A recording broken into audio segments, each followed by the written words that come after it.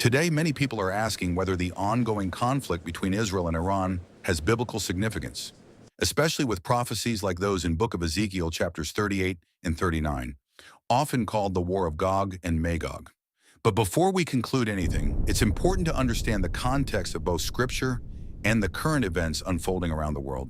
The modern conflict between Israel and Iran is very real. In 2024, Iran launched significant missile strikes against Israeli territory, and Israel responded with its own military operations into Iran. These events have involved many nations and even drawn in support from countries such as the United States and others.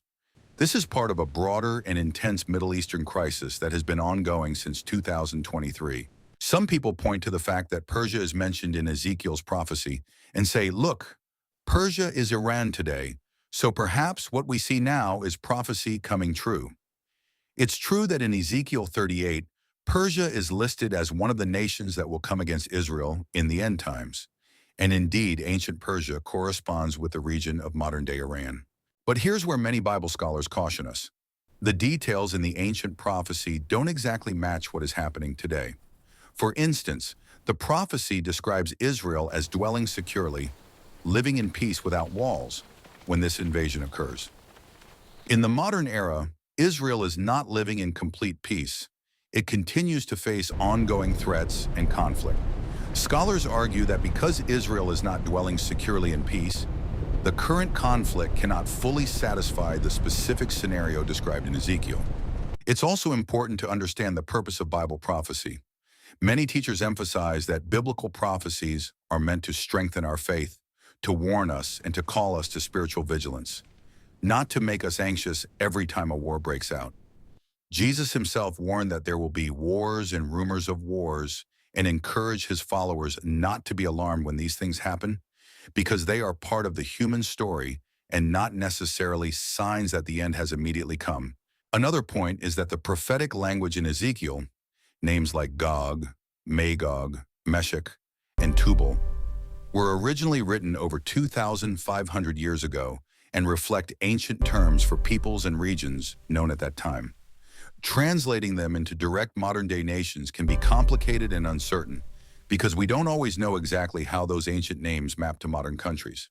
Still, some teachers do see symbolic connections today's conflicts could have to future fulfillment. They suggest that the ongoing tensions set the stage for the kind of geopolitical landscape that would precede larger prophetic fulfillment, that the existence of Israel itself, the alliances between nations, and rising hostilities between certain states could be part of a bigger picture the Bible speaks about. But this is a matter of interpretation and not a clear direct fulfillment of prophecy right now. So what can we say with confidence? Yes, the Bible mentions a major future invasion of Israel involving Persia. Yes, modern Iran is often connected with ancient Persia. But no, the current Israel-Iran war does not clearly match the specific prophetic details described in Ezekiel. And no one can say for certain that this conflict is the fulfillment of biblical prophecy. What this means for believers is not panic, but discernment. The Bible encourages us to stay spiritually grounded no matter what happens in the world. It tells us to pray for peace, to seek wisdom, and to keep our hearts focused on God rather than on fear or speculation.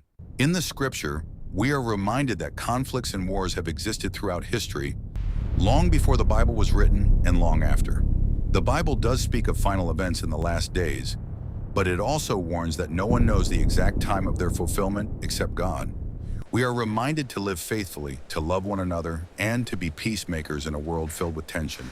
So as the news unfolds and as conflicts intensify, let us not rush to declare the end of all things. Instead, let us seek peace, wisdom, and understanding, and put our trust in the one who holds the future.